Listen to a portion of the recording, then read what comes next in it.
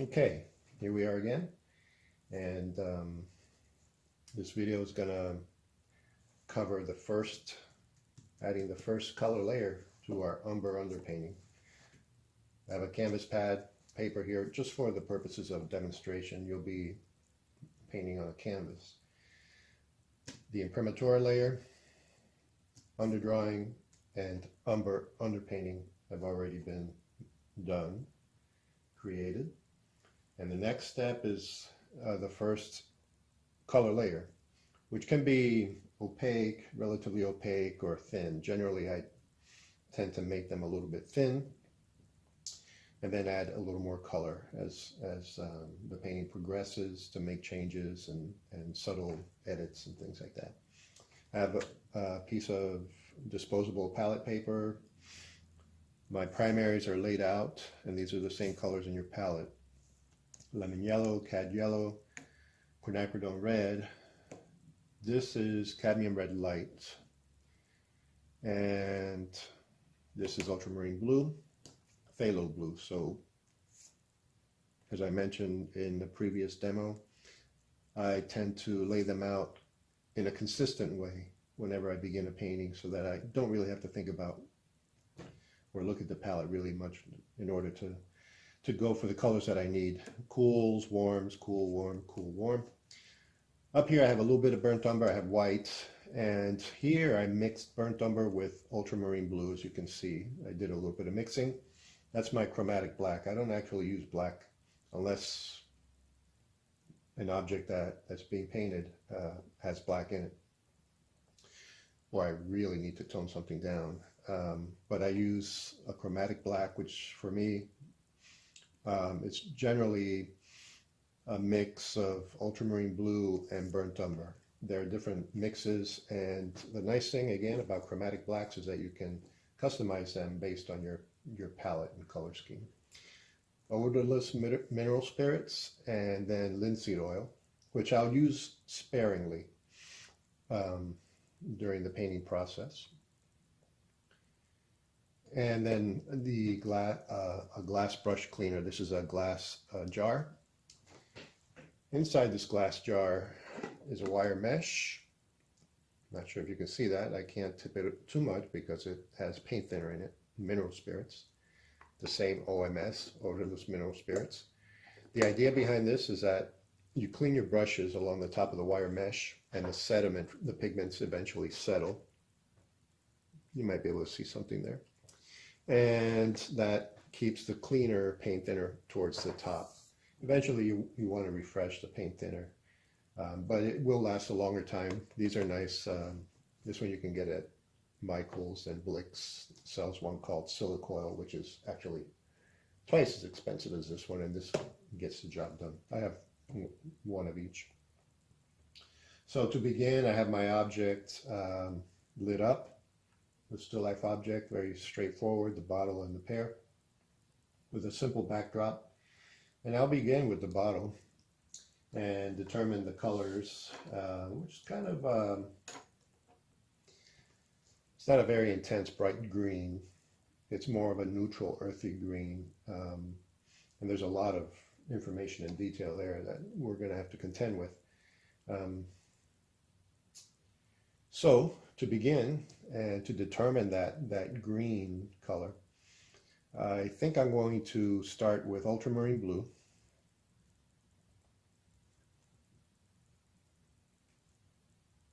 You should always have paper towels handy. I have a couple of palette knives, so a regular sized palette knife and a small one for mixing. Of course, I'm going to paint with a brush, but you can always, eventually once you get used to painting, you can always paint with a palette knife. You can actually create a whole painting with a palette knife, but you can also combine brush work and palette knife work. The more you can do within a piece, you know, the more interesting the surface becomes as an experience and looking at the work. So I have a little bit of, I should probably get a little more. I think I'm going to be using it for a while.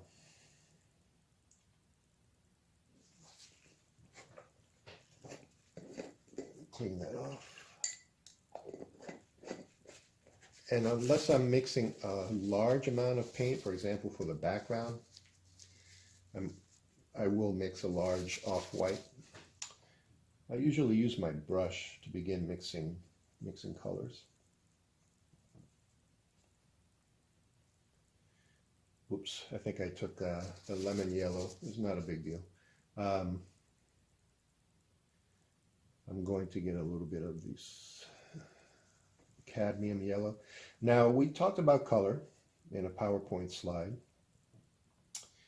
And the reason I'm using the cadmium yellow with the ultramarine blue is that I don't really want a very intense and clean looking green, pure looking green. I want something a little more earthy, and I might even add a little bit of umber to that based on what I'm painting. So I'm using ultramarine blue, and for the most part I'll probably be using the cadmium yellow light, which has an orange undertone. So orange being the complement of blue on the color wheel, we know at this point that if we were to place them next to each other, they would enhance each other. But when we mix them together, orange and blue, they cancel each other out. They neutralize each other. In equal amounts, you would get something like a brown, a neutral brown. But in order to tone things down and create more of an earth tone, I'm utilizing that knowledge, knowing that the orange undertone of this color will give me more of an earthy green, as opposed to the phthalo blue and the lemon yellow, for example. Both have green undertones, and they'll give you a very nice intense green. So I'm mixing a secondary using my primaries. Essentially, that's what I'm doing. And this is, yeah, I think I might even tone it down a little bit more and just begin adding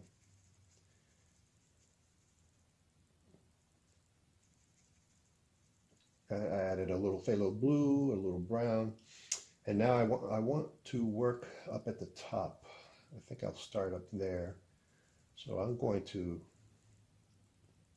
tone that down quite a bit and probably just begin laying things down.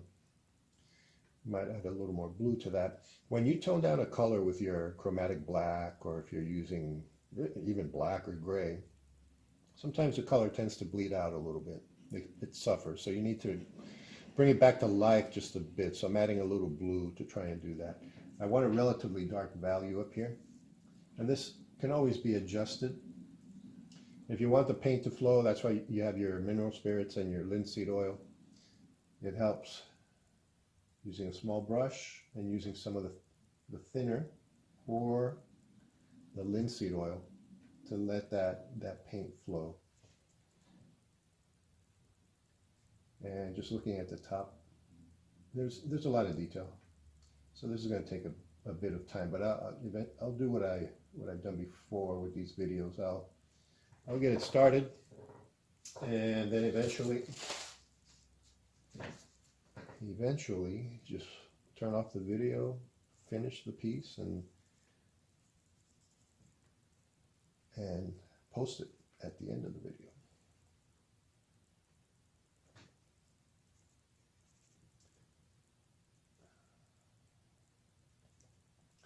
Starting at the top, I'm starting with the objects. I generally start with the objects. Some folks will begin a painting with the background, which is fine. There's, as they say, different strokes for different folks. And whatever works best for you, and you'll determine that. There's only one way really to determine that, and that's by working and painting. So working my way down here, and it's becoming lighter. And I added a little bit of white, but I also had to get some yellow back in there because it was getting too flat. So here I'm modeling a little bit. There's a subtle shift, and there's a lot of reflections and different things going on. A subtle shift from the top of the neck of the bottle to where we have the change from the neck to the body. And want to begin blending. Now this is where oil paints will work in your favor. I know that some of you will be working with acrylics, and that's perfectly fine.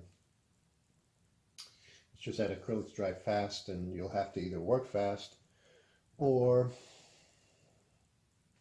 apply some acrylic retarder medium to the paint. And when you do that, you only use a little bit of the retarder medium. You can put some on your palette and just add like 10% of that retarder medium to the paint. You don't want to add too much of it, because it'll make the paint transparent and just change the characteristic of the color.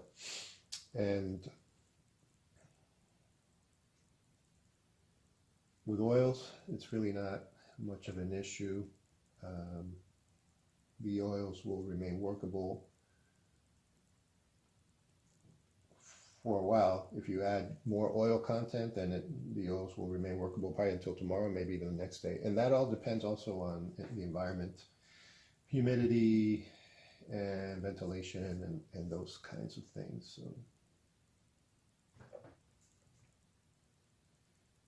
now with oils, you can do the opposite. You can add what's called a seccative or a desiccant, and basically that's just a medium that speeds up the drying time. And those mediums are, for example, are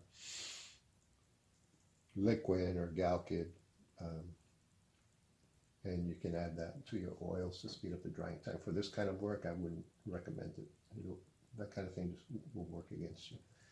So if I see highlights, I'll work around them. Reflections, light reflections, I'll work around them. A little more oil. And I hope you can see what I'm doing. I'm leaning forward, and you get into painting and you're focused on colors and modeling and things like that, and you forget you're making a video. Yeah. The nice thing about oils is that the paint remains workable, and I can leave for a couple of hours and come back and continue, and not have to worry about the paints drying or anything like that. With acrylics, it's a little more challenging, but it honestly, with a little bit of time and experience, you will get used to it, and you do have to work a little bit fast sometimes with acrylics, a little bit faster than with oils. But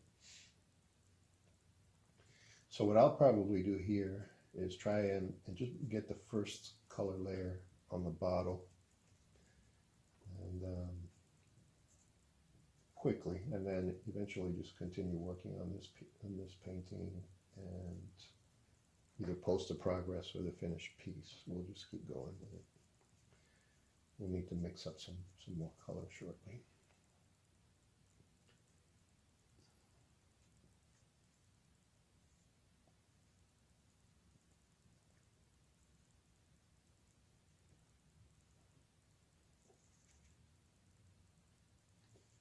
Mix up a little value range here, that will help.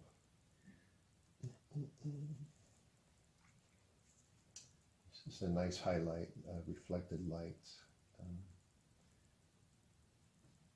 And it's kind of warm, but it's that, we can deal with that later. I have a lamp pointed at obviously a strong light source, pointed at the bottom.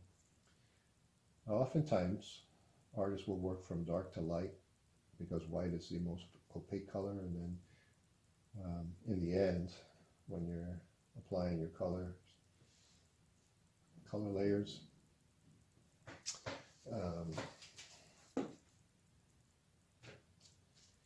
you can begin to apply, once the paint is actually dry or semi-dry, more accurately. You can begin to paint in the different highlights and things like that, because when the paint is wet, it's a little trickier to do that kind of thing.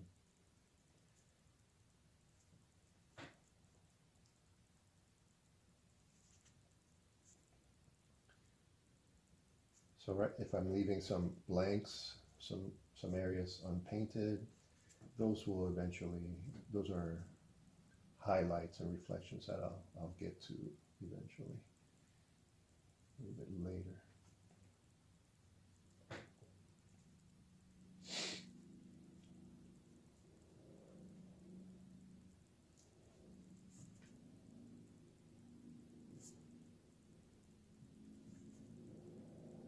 A good round brush really helps.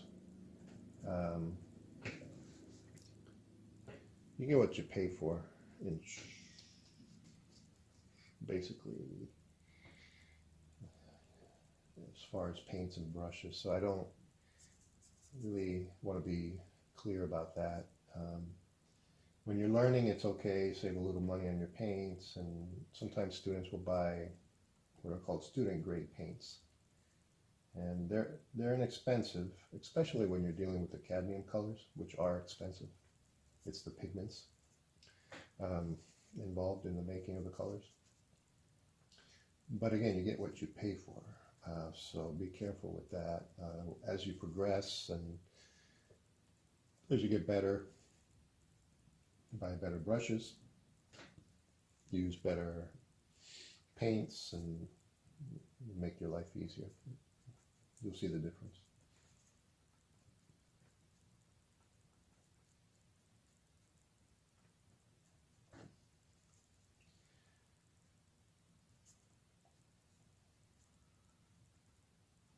There's so many little variations on this bottle in terms of tones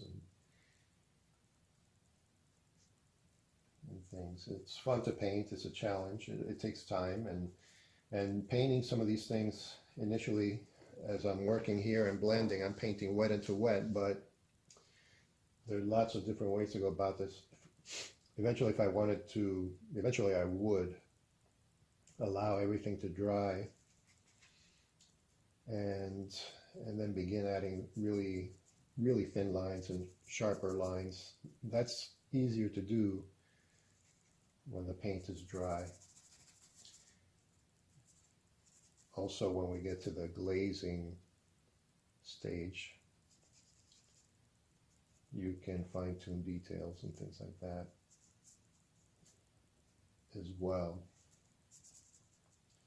I'm working along the left edge of the bottle, and there's some pencil marks and things, but I know that eventually I can clean up that edge when I block in the background. So our umber underpainting, what we have is the foundation for this color layer, initial color layer. And wherever I see dark values, I should be applying a similar value, but in green, mixed up, to approximate the values that are there in burnt umber. So that's the idea. You have that foundation in terms of the value structure. Clean this off a bit. And keep going. It's kind of a lightish area back there.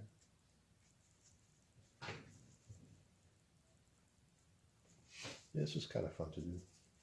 Kind of fun. No, I love painting, and I do both representational and abstract painting. And when I first started out, this is the kind of painting that I did. And I studied in the School of Visual Arts, the Art Students League in New York, which is a very traditional school. And of course, just painted a lot whenever I had the opportunity to do so.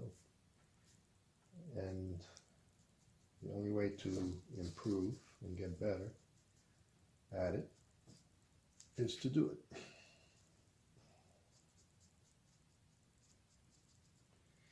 So when I finish this initial layer on the bottle, I'm going to turn off the video, continue painting, maybe turn it on again to show progress. Eventually do the pear, and just complete everything. And then show you the finished piece. Now I'm painting on a table. This is less than ideal, but I'm doing this because I'm making a video, and if you haven't noticed already, because at this point you've seen lots of these videos for this class, this is not what I normally do as far as making videos. They're not flashy, and I don't pretend to be good at it. I like to paint, and I like to get my hands dirty with, I like to work on objects. I build panels out of wood that I paint on, and so making videos is new. It's a new thing. And but I'm painting. I don't have an easel in my studio. Actually, I shouldn't say that. I built a custom easel that's large. That's up against the wall, because when I work on canvases, I work large. But I don't have a regular easel here, and what I did instead, in order to create these videos, is use my drafting table. As you can see, a slight angle. But it's not really ideal because there's some glare, and the best way really to work on paintings when you have the chance to do things right, especially if you're working on a large scale or with a figure, for example, is to use an easel and to work upright. When we're working flat and we're working with a large piece of paper and a subject, we tend to distort. The things that are farther away from us, we're going to naturally make them a little bigger without thinking about it, subconsciously, because they're farther away. And once we flip the paper up, it's going to look a little funny. So the other important thing is to be able to step back from what you're doing when you're working on a painting, and to get a picture of the whole painting, the big picture, so to speak, and then that way you can determine how things are working in terms of proportion. You can better determine how things are functioning in terms of proportion and all of that, placement, etc., value, structures. So there's some, like a warm orange that's being reflected from the pear, so I need to, shouldn't be shy when you see stuff like that. Now, it's important to note, and I have discussed value, and in drawing we look for reflected light, and that light can be reflected off of a flat surface, such as the tabletop. But it's also it can also be reflected off of objects. So obviously we have a bottle, and I can see a little bit of a reflection of the pear, but I see some of the color of the pear, which is a warm orange color. So that's why I'm tapping into that yellow, that warm yellow, cadmium yellow medium, to get that. So we're almost done with this initial layer. As soon as I get this bottle blocked in a bit, then I'm going to take a break from the video and continue working. I won't finish it today during this session, and we'll see if we can finish it at some point before the class ends. But we're almost ready with the bottle.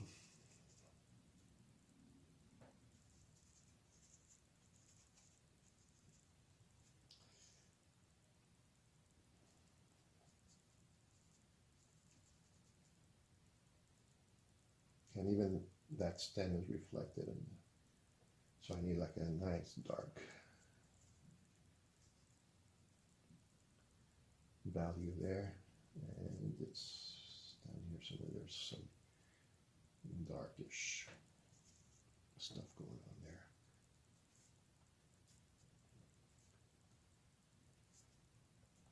And up here, and just keep adding.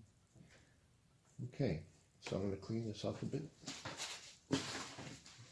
I need to do that bottom part, make make some subtle adjustments up here because this is kind of a preliminary, very brushy layer, but gets the idea across. And let me hit that bottom part real quick because we're going kind of long on this, I think. And see what we get.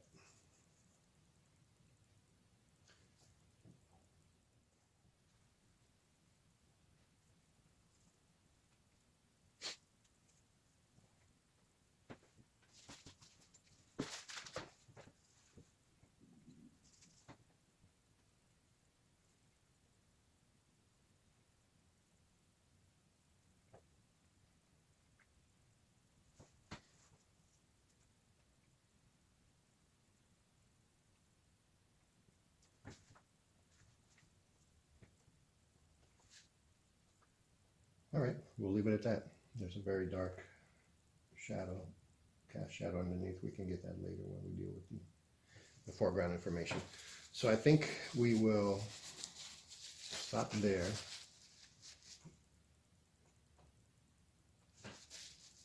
And I'll continue and report back a little bit later.